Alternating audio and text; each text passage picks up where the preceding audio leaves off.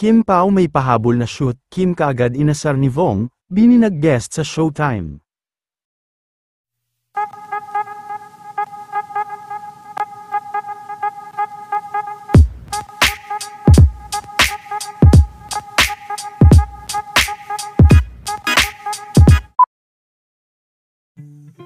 Marami nga ang talagang natuwa, nang bisitahin ng mga fans sa set sina Kim Chiu at Paolo Avellino, ngunit tila may pahabol shoot pa nga ang dalawa, dahil may bago pang larawan na lumabas ang Kim Pao, at ayon sa nag-upload ay inintay pa nitong mag-alas 12 para makapag-pa-picture sa dalawa.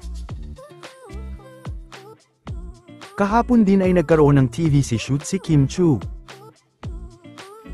Marami naman ang excited, kung para saan ang TVC shoot ni Kim Chiu kahapon.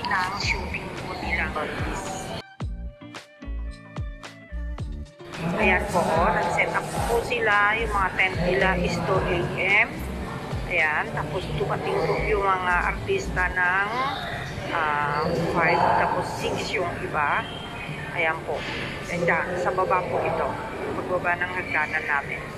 Ayan po sila, ito yung po mga crew, andyan po sila, tapos yung bandang dulo na may mga aircon, yun po yun sa artista.